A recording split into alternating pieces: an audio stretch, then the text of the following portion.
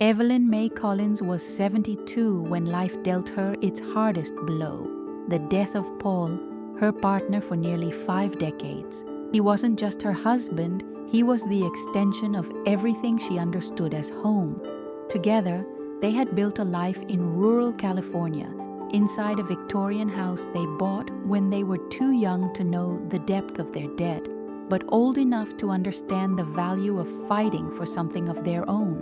The house had its own creaks, smells that mingled with those of the garden's flowers, and each room held stories lived in silence and laughter. Losing Paul meant losing not only his daily presence but also an essential part of that history. It was in this moment of vulnerability that Lauren, her only daughter, appeared with a proposal wrapped in promises of welcome. "Mom, you can't stay alone in this huge house. Come live with me. It will be better for both of us." The sweet voice hid an invitation that seemed sincere, and Evelyn, weakened by grief, decided leaving the mansion wasn't easy. But she believed that, with her daughter by her side, she could find new meaning in her days. She took few things, only the essentials, keeping in mind the marks of time that remained on the walls of the old house, as if every detail were a tattoo of a life that would never return. Moving into Lauren's house seemed, at first glance, a gesture of kindness. The property was modern, spacious, with large windows that let sunlight flood into every corner. Evelyn allowed herself to believe that this new environment could also illuminate her grieving soul. In the early days, she helped with small chores, prepared afternoon tea, and arranged fresh flowers in the living room. She felt useful, as she always had, and hoped that living together would bring mother and daughter closer together. After all, Lauren had inherited Paul's easy laugh and the gentleness of her mother's gaze, or at least that's how Evelyn remembered it. But soon, the glow of promise gave way to heavy shadows. Lauren began imposing small rules that, at first, Evelyn tried not to question. "Mom, don't leave your things lying around. Don't sit on the sofa in those house clothes. Don't make tea when I have guests." These remarks were delivered with a forced smile but laden with harshness. Gradually, Evelyn realized that her presence was being restricted, reduced to a nearly invisible space. It was as if within her daughter's home she had become a stranger who had to ask permission to exist. Weekend dinners became the cruelest showcase of this new reality. Lauren would gather co-workers, her husband's friends, and prominent neighbors, always making a point of showing off the luxury of her home and the social life she had built. On these occasions, Evelyn was treated like an annoying detail. "This is my mother. She lives here now, but don't mind. She's a bit forgetful sometimes," Lauren would say, with a laugh that veered somewhere between condescension and embarrassment. Evelyn would smile silently, clutching her teacup in her hands as if that object were the only anchor capable of keeping her steady in the face of humiliation. Evelyn's silence had always been a virtue. From a young age, she had learned that there was strength in listening more than speaking, in acting more than reacting. Paul admired this trait in her, saying her silence was like a secret garden. It hid beauty and wisdom. But within his daughter's home, that same silence began. Weakness. Lauren interpreted the lack of response as submission and increasingly felt entitled to ridicule her mother. The patience that had once been dignity now seemed, in her daughter's eyes, merely confirmation that Evelyn had no voice. Despite the growing pain, Evelyn still struggled to believe it was temporary, that her daughter was simply overwhelmed by work and the pressures of adulthood. She tried to justify the attacks as stress, telling herself that children aren't born, knowing how to be children of elderly parents. But deep inside, something was beginning to break. With every sharp comment, every impatient look, Evelyn felt diminished, as if her existence were a nuisance. At night, alone in her room, she would hold old photographs of Paul and whisper, "Would you be proud of me or disappointed?" The final straw, however, was yet to come. One day, while organizing old documents she kept with her, Evelyn noticed inconsistencies. There were copies of papers she didn't remember authorizing, signatures that didn't appear to be hers, mentions of the mansion's ownership still in her name. Her heart pounded, as if she just climbed a mountain, breathless. In that instant, Evelyn understood that the situation went beyond the limits of a difficult relationship. Her own daughter was trying to usurp what remained of her life with Paul, the home that symbolized all the effort of decades. The humiliation turned into betrayal. Evelyn spent that night awake. Sound of the wall clock sounded like a hammer, each ticking in sync with the weight of her discovery. For the first time, she didn't feel just like an unwanted guest in her daughter's home. She felt like a prisoner in a carefully laid trap. Lauren, whom she had cradled in her arms, was now plotting against her own mother. The shock of the revelation brought an almost physical pain, as if something inside her had been broken forever. Yet, alongside the pain, something unexpected emerged, a crystal clarity. Evelyn understood that the silence she had always carried could no longer be interpreted merely as resignation. It was time to transform that silence into a shield and a weapon.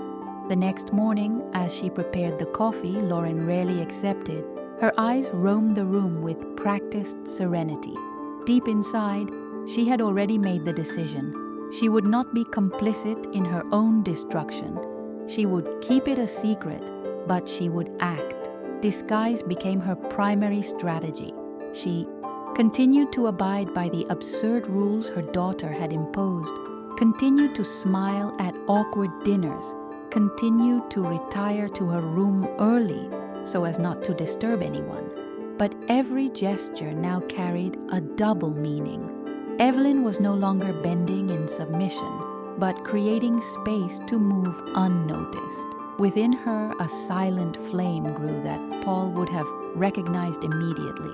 The same obstinacy that had led them to conquer the mansion when no one believed they could. Secretly, Evelyn sought help. She remembered Charles, a longtime family friend and trusted attorney who had helped Paul with inheritance matters years ago. She arranged a discreet meeting at a downtown cafe where no one would suspect. Charles was surprised to see her so dejected, but he listened attentively to every detail of her story. When she showed him the doctored documents, he frowned and said gravely, "Evelyn, your daughter is trying to take away what is rightfully yours, but there is still time to act." Those words fell upon Evelyn like a kind of blessing. It wasn't just validation of her suspicions, it was confirmation that she wasn't crazy or paranoid.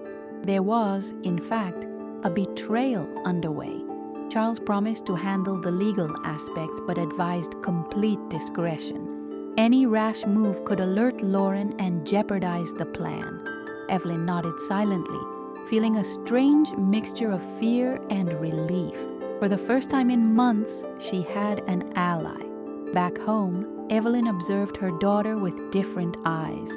When Lauren scolded her for leaving the kettle on the stove, when she rolled her eyes at a simple comment, when she ridiculed her in front of her friends, Evelyn no longer cringed in embarrassment. Inside, she began recording every detail as if stockpiling ammunition. She didn't need to confront, she didn't need to yell, she just needed to wait for the right moment. The patience that had previously diminished her was now the centerpiece of her strength. Days later, Evelyn made another silent decision. She contacted a real estate agent and put the mansion up for sale. Her heart raced as she signed the preliminary paperwork, but there was no turning back. The phone rang with offers almost immediately. The market was valuing historic homes like hers. Each call was confirmation that her plan was not only possible, it was inevitable. By the end of a busy afternoon, she had chosen the buyer and signed the transfer documents. In less than 24 hours, her life had changed course. That night, she sat on the edge of the bed with a copy of the contract in her hands. The mansion, the very one Lauren had wanted to take by force, no longer belonged to the family. Evelyn had done the unthinkable. She broke the cycle of manipulation with a simple, silent action. She smiled to herself, a small smile, but full of triumph. Outside, the city remained indifferent, but within her, something great was blossoming. For the first time in a long time, Evelyn felt free. The news of the sale hit Lauren like an earthquake without warning. That morning, she descended the stairs in high heels, coffee in hand, ready for another day of meetings. But she found her mother sitting at the table with an inscrutable, almost serene expression. Evelyn simply said, "The house isn't ours anymore." Lauren laughed, an incredulous laugh as if it were another distraction of aging. But when she called to confirm, she discovered it was true. The Victorian mansion already had a new owner. Suddenly, all the power she thought she had over her mother crumbled. Shock quickly turned to fury. Lauren screamed, accused, slammed doors. She called Evelyn ungrateful, selfish, crazy. "How could you do this without consulting me?" she raged, as if she were the true owner of the story. But Evelyn, firm in her new silence, didn't respond. She watched her daughter as if seeing someone's true face for the first time. There was no love in Lauren's eyes, only the frustration of someone who had lost a game they believed. They were winning. This silence was more disturbing than any words. Lauren expected confrontation, expected excuses, expected tears. Instead, she found a solid calm that disarmed her. Evelyn didn't argue, didn't try to defend herself, didn't give in to guilt. She simply stood tall, with a dignity that seemed finally rediscovered. Every minute without an answer was like a mirror held before her daughter, revealing her own cruelty. Over the next few days, the atmosphere inside the house became unbearable. Lauren stormed through the rooms, slamming drawers, muttering insults, and speaking loudly on the phone as if she wanted her mother to hear. Evelyn, for her part, remained discreet but never submissive. She packed her bags silently, one item at a time, folding clothes with the same calm she had folded sheets throughout her life. There was no rush, only determination. It was the end of a cycle, and she knew it. When she finally announced her departure, Lauren couldn't believe it. "You're not going anywhere, Mom. This is your home now, and I need you here." The sudden role reversal sounded almost pathetic. The same daughter who had belittled her day after day now begged for her to stay. Evelyn fixed her with a firm gaze, without hatred, but also without hesitation. "No, Lauren, I need me." And with that sentence, she ended a lifetime of compromise. Moving into the new apartment was a symbolic event. The real estate agent accompanied her. The simple furniture arrived on a small truck, and Evelyn watched from the balcony. The apartment was on a high floor, overlooking the pulsating city below. There, no one controlled her, no one ridiculed her. She planted her first herbs in pots she'd bought that same day, basil, mint, and lavender. The fresh scent filled the air, bringing a sense of rebirth. Meanwhile, Lauren collapsed. She tried to contact her, left messages, showed up at her mother's apartment building, crying and begging for forgiveness. But Evelyn now, strengthened, didn't give in. There was no hatred in her refusal, only the certainty that she needed to protect herself. She opened the door once, looked her daughter in the eye, and remained silent. This silence, previously interpreted as weakness, was now the final sentence. There was no turning back. Evelyn found peace in her simple routine. She walked around the neighborhood, frequented the corner bakery, chatted with curious neighbors. Little by little, she regained something she believed. She had lost lightness. She no longer lived in anyone's shadow, no longer needed to justify her presence, no longer a burden. She was simply a woman who, after being betrayed in her own home, had chosen herself, and in that choice, she had discovered that, even late, freedom is always possible. In her new apartment, the first few days were filled with absolute silence, not the suffocating silence of her daughter's house, but a silence that brought relief, like a deep breath after years of confinement. Evelyn would wake early, open the curtains and let the light in. The sun reflected off the glass of the tall windows, illuminating the simple but welcoming space. She set the table for herself, laid out a flowery tablecloth she had bought specifically for herself, and made a fresh cup of coffee. It was as if each small gesture were a declaration. Here I exist. Nights were no longer filled with hidden tears. Evelyn began revisiting memories of Paul in a different way, without the weight of his crushing absence.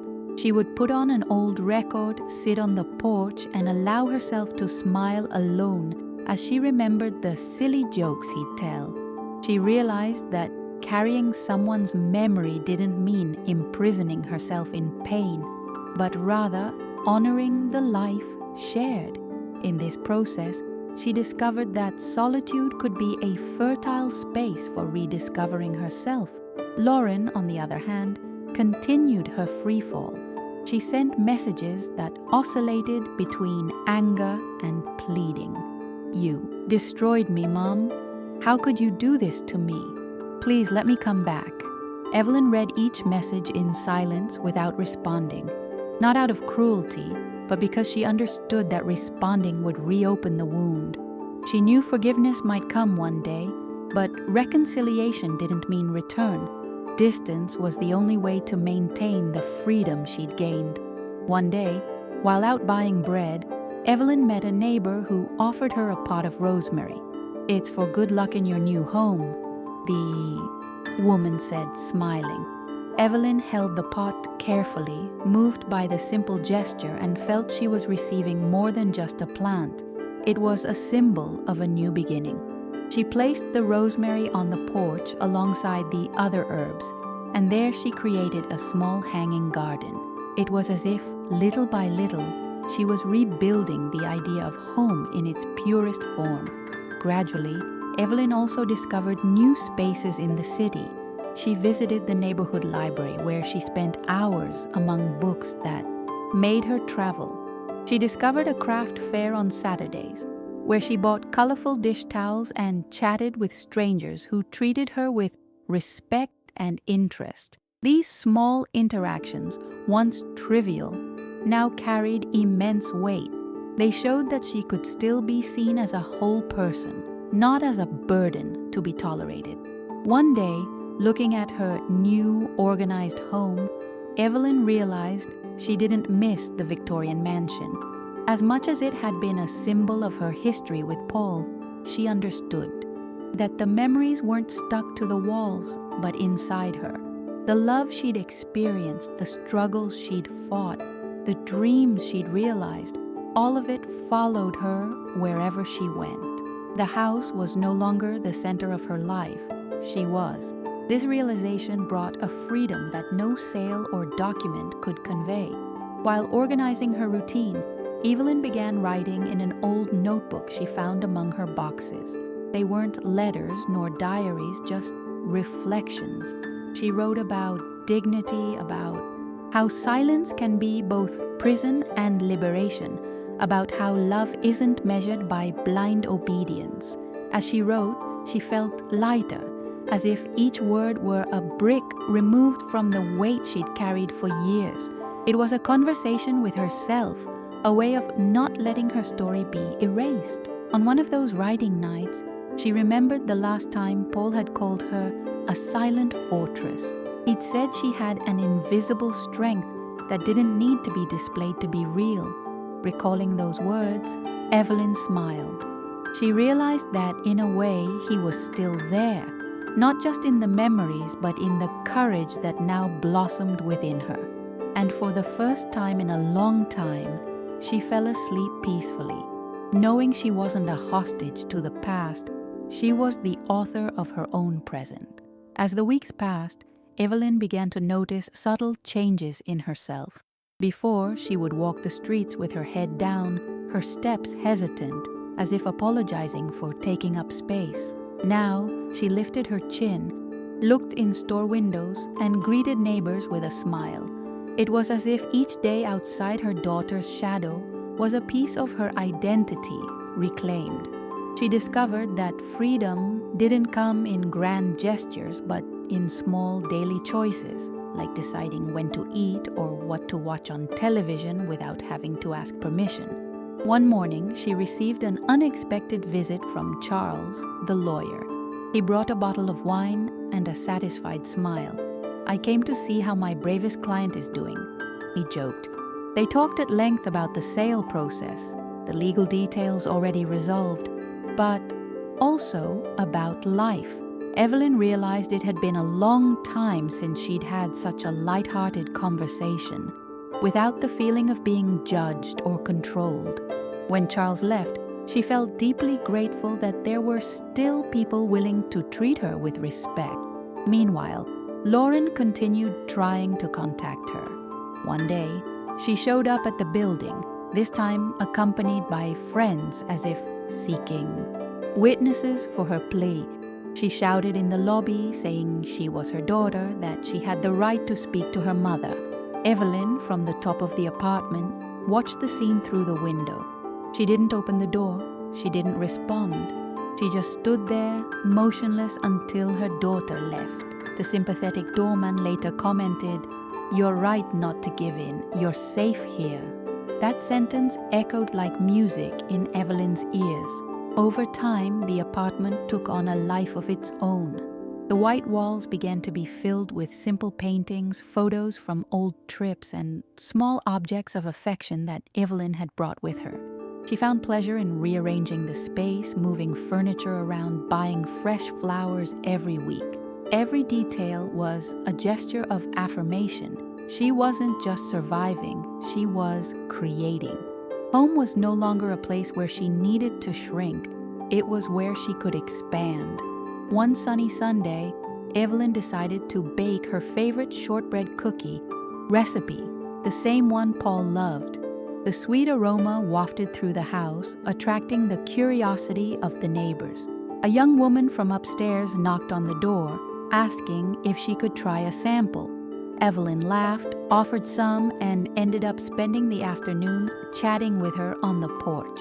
It was a simple gesture, but for Evelyn it represented something immense, opening her door, not out of obligation but out of choice, welcoming someone in without fear of criticism or humiliation. These small interactions began to transform her routine into something vibrant. Evelyn began attending book groups, befriended women from her local church, and even ventured into a community gardening class. She discovered that it was never too late to reinvent herself, that the world still had room for her stories and her presence. What once seemed like the end of the line now appeared as an unexpected new beginning. Even so, there were nights when the memory of the conflict with Lauren returned like a shadow. She wondered if she had been too harsh, if, at some point, she should have given her another chance. But all it took was recalling the humiliations, the looks of contempt, the attempts at manipulation to understand there was no other way. A mother's love couldn't mean erasing herself completely. Learning to say no was also a form of love, loving herself. It was in this balance between remembrance and renewal that Evelyn found her ultimate strength. It was no longer about proving anything to Lauren or to the world.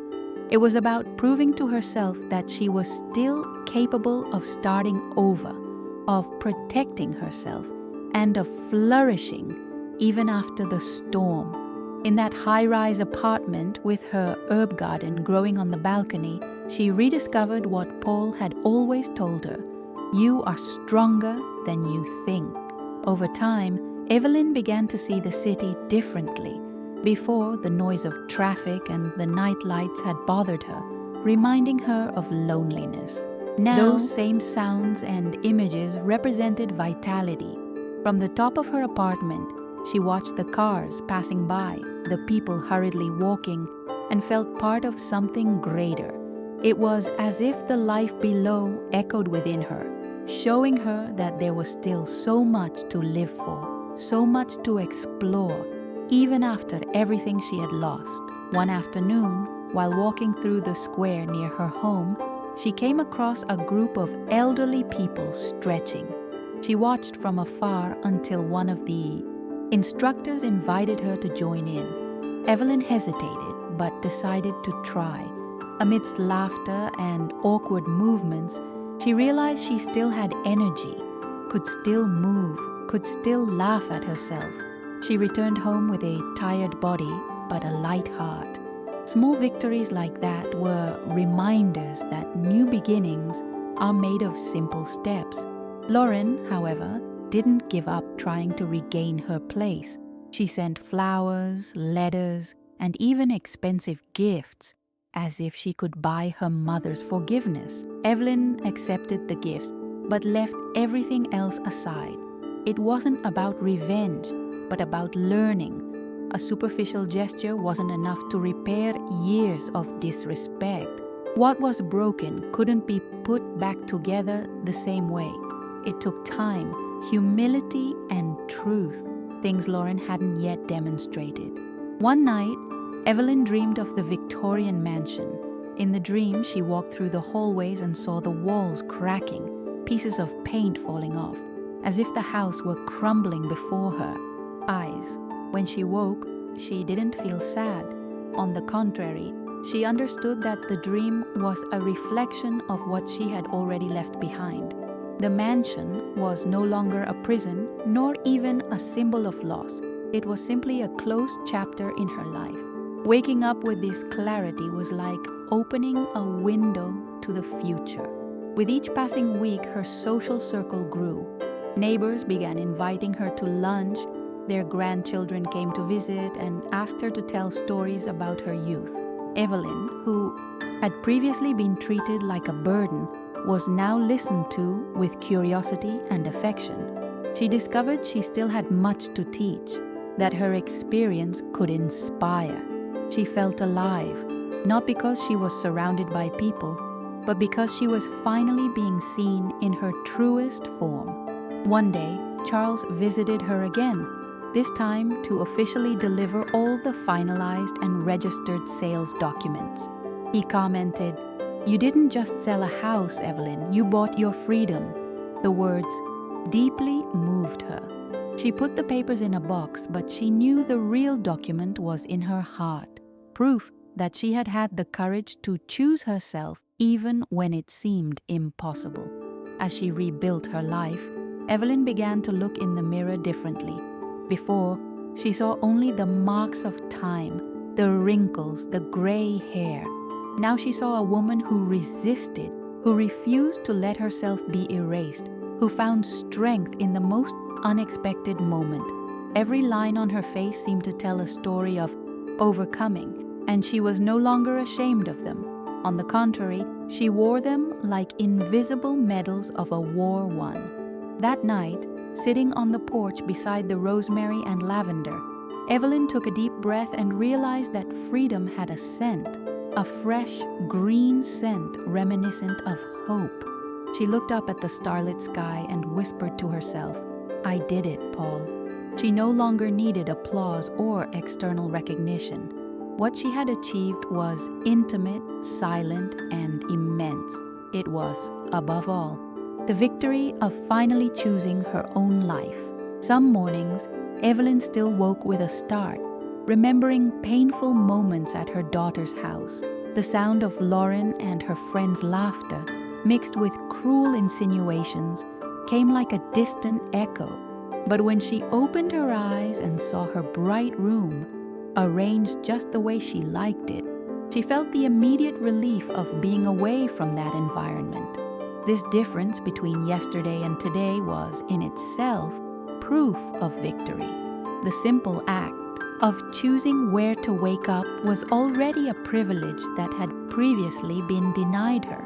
With financial independence secured by the sale of the mansion, Evelyn allowed herself a few small luxuries. She bought a comfortable armchair for the living room, subscribed to a gardening magazine, and, on impulse, acquired a modern radio to listen to oldies. Sitting in the armchair, drinking tea and listening to songs that marked her youth became an almost sacred ritual. These small indulgences weren't about spending money, but about allowing herself guilt-free pleasure, something she'd forgotten how to do.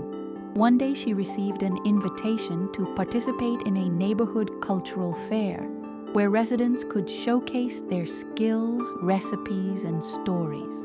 Evelyn decided to bring her shortbread cookies, now famous among her neighbors. She set up a small table with an embroidered tablecloth, and to her surprise, people not only praised the cookies but were enchanted by her way of telling the stories behind the recipe. She realized that her life, full of experiences, was also a heritage to be shared. At that event, a teenager approached her and said, "You remind me of my grandmother. She always told me never to let anyone put me down." Evelyn felt her eyes well up. It was as if the universe was giving her back something Lauren had tried to steal. Confirmation that she was valuable, that her presence in the world made a difference. She left the fair with a warm heart, carrying not only praise but a renewed sense of belonging. Meanwhile, Lauren remained mired in her own crisis. News arrived that she had lost friendships, that colleagues had begun to distance themselves, disturbed by her erratic behavior. Evelyn listened from a distance without rancor, but also without excessive compassion. She had learned that she couldn't save those who didn't want to be saved. Every choice had its consequences, and Lauren now faced hers. For the first time, Evelyn didn't carry that responsibility on her shoulders. At night, on her porch, Evelyn reflected on this new chapter in her life. She didn't see herself as a heroine, but as someone who simply refused to disappear. What she had done wasn't for revenge, but for survival. This distinction was important. She knew other women could see themselves in her story, and she hoped that, upon hearing it, they would understand that there is always a way, even if it is silent, discreet, and unexpected. The days were becoming gentler. Evelyn signed up for a creative writing workshop, encouraged by the notes she'd already been making in her notebook. There, she met people of all ages, willing to listen and share stories. She discovered pleasure in transforming memories into narratives, in giving voice to what she'd previously kept only in her heart. In each text, she reconstructed pieces of herself, like someone sewing a quilt with colorful scraps, creating beauty from scraps. One night, rereading what she had written, she realized that her life was no longer defined by pain, but by overcoming it. The chapter of Lauren's house was closed, transformed into a learning experience. Now, what lay before her was a free future, full of possibilities. She smiled, closed the notebook, and felt certain that even at 72, she was still just beginning to truly live. As the months passed, Evelyn realized that she no longer defined herself as a widow or a rejected mother. These labels, which once weighed, were replaced by something much simpler and more liberating. Evelyn was just Evelyn.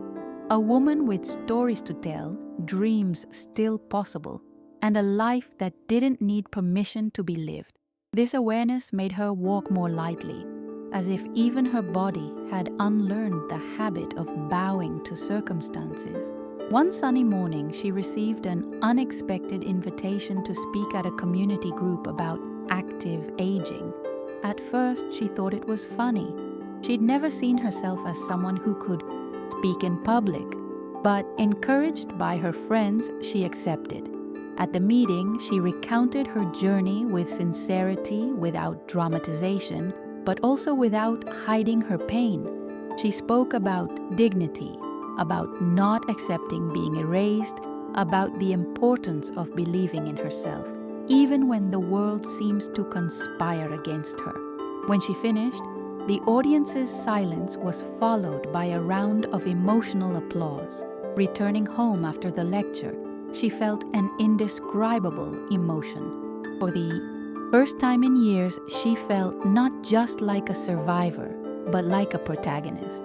Transforming her pain into an example for others was a way to give meaning to what she had experienced. It was as if each round of applause was also a message to herself. You made the right choice. And in this collective recognition, she found a new source of strength. Upon hearing about the talk, Lauren tried to use it as an argument for reconciliation. She called to say she was proud of her mother and wanted to reconnect. Evelyn listened in silence, but this time she didn't hang up abruptly. She calmly responded, "I'm glad you listened, Lauren, but I didn't do it for you. I did it for me." On the other end of the line, her daughter's silence was long, perhaps for the first time without a counterattack. Evelyn understood that this too was a milestone. She no longer needed to fight or justify herself.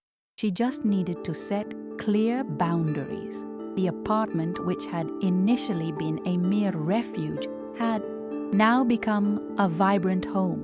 There was always the scent of fresh herbs in the kitchen, soft music filling the hallways, and occasional visitors bringing life to the space. Evelyn looked at every detail and knew. This place was the portrait of her conquered freedom. There was no luxury, but there was peace. There was no grandeur, but there was authenticity. It was a home built not by what others expected, but by what she truly desired. Over time, her relationship with solitude also changed. She no longer feared it, nor saw it as an enemy. She discovered that solitude can be companionable when one is at peace with oneself.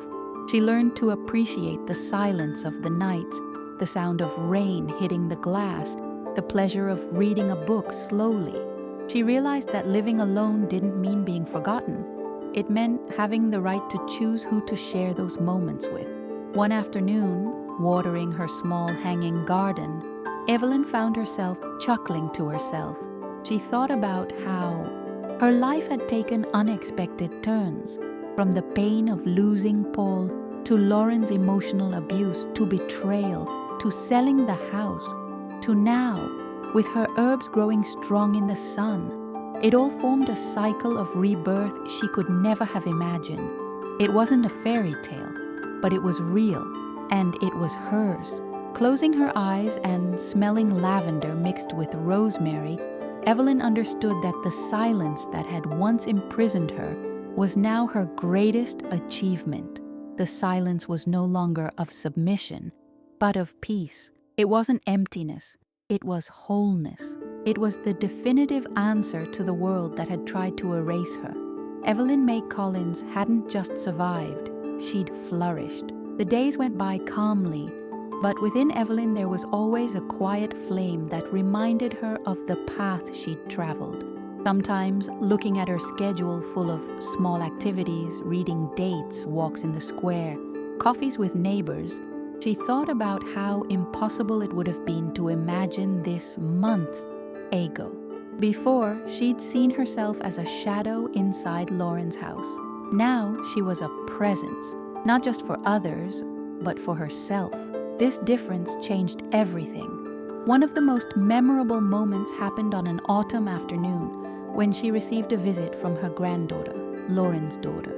The shy young woman entered the apartment and was enchanted by the flower-filled balcony. "Grandma, it's beautiful here," she said, her eyes shining.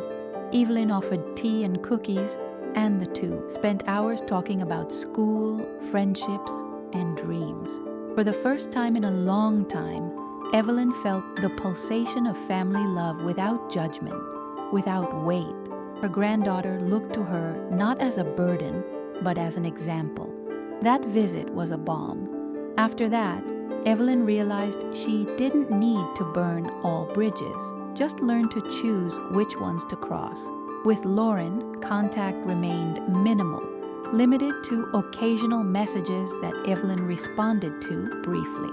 But with her granddaughter, she allowed herself to open up.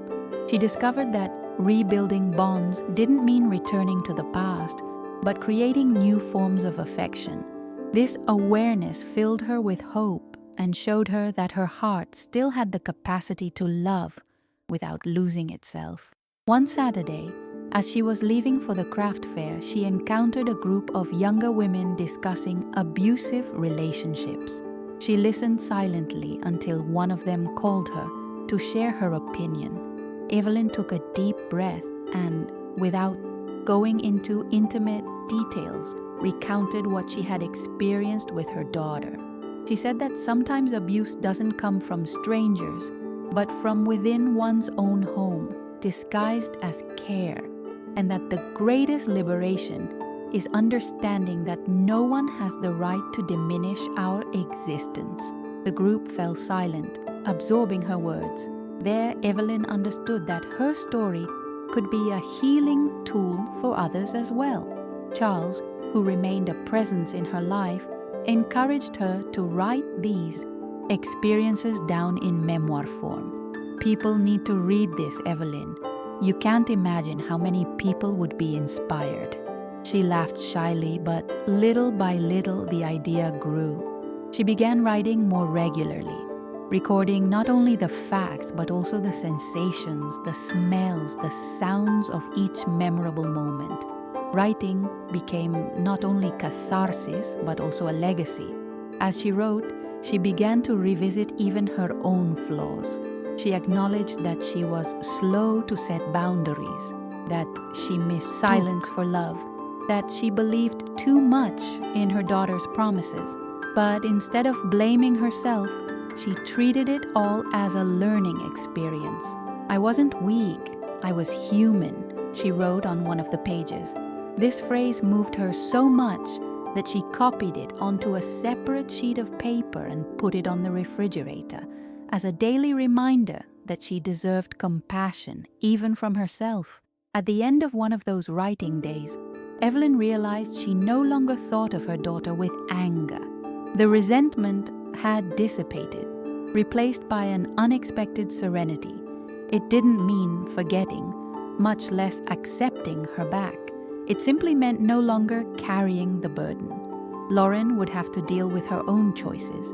Evelyn had already made hers. This lightness was a sign that she was finally complete in her decision. That evening, as she watered the plants, she thought of Paul. She looked up at the sky and said softly, "You'd be proud of me." The wind blew gently on the porch, swaying the rosemary and lavender, as if in answer. Evelyn smiled. She knew she would still face challenges, days of solitude, doubts, but she also knew she had achieved something no one could take away, the freedom to own her own story. Over time, Evelyn became recognized in the community as someone who exuded strength without raising her voice. People commented on her serenity, how she seemed to radiate firmness simply by her posture. Some neighbors even joked, "When I grow up, I want to have your calm, Evelyn." She smiled, but deep down she knew that calm was the fruit of deep scars. What seemed natural to others was actually the result of a long, silent battle. One of the most unexpected invitations came from the local library, where she was asked to lead a book club. Evelyn accepted with trepidation, but soon discovered she had a knack for leading conversations. She knew how to listen, when to intervene, and how to transform silence into a space for reflection. In the group, young and old gathered to share stories, but often it was Evelyn's own story that served as a bridge to deeper discussions. She became a role model, without ever having sought that role. Lauren, realizing the new space her mother occupied, tried again to reach out. This time, she sent a long, handwritten letter asking for forgiveness and acknowledging some of her mistakes. Evelyn read it carefully, felt a pang in her chest, but didn't respond immediately. She folded the paper and put it in the drawer. It wasn't indifference, but wisdom. She no longer needed to rush to forgive nor to deny. Time would show what was truly appropriate. For the first time, she felt she could choose the pace of her relationships. Meanwhile, Evelyn cultivated her hanging garden more and more. The herbs grew, got new pots, and on a trip to the market, she even bought a small lemon tree for the balcony. Seeing the plant take strong roots in a small space made her reflect on herself. That's what I'm doing too, she thought, growing where I planted my new life, even if the space seemed limited at first. The lemon tree became a symbol of resilience, reminding her daily that it was possible to flourish anywhere. One day, while making tea for a neighbor who had stopped by to chat, Evelyn found herself laughing at an old memory. She remembered Lauren as a child running through the mansion's garden with her hair flowing in the wind. That image made her realize something important. Her daughter was not only the woman who had betrayed her, but also that child who had once been innocent and full of life. This memory brought tears, but not of pain, of acceptance. Learning to separate her adult daughter from the memory of the girl was another step in her healing. Charles, visiting her one afternoon, said something that stuck with her. "You didn't just survive, Evelyn. You taught silence to speak." The phrase touched her deeply because it summed up everything that had happened. The silence, previously been interpreted as submission, had become a language of resistance, of strategy, of power. This was not just a detail of her personality, but her greatest weapon against injustice. The impact of the talk she had given months earlier grew. She was invited to speak at other venues, and although she wasn't seeking recognition, she accepted some invitations. She discovered that her story inspired not only older women, but also young women, who saw in her proof that it's always possible to change course. In each speech, she repeated a central idea. Time doesn't erase wounds, but it teaches us to care for them. And taking care of yourself is the greatest form of courage. Upon returning from one of these meetings, Evelyn went home, made mint tea, and sat by the window. She gazed at the city lights and felt at peace. She knew her journey wasn't over yet. After all, no one ends with a single chapter. But she also knew the worst was behind her. Tomorrow no longer frightened her. The contrary, it was an open promise, one she was ready to live with serenity and strength.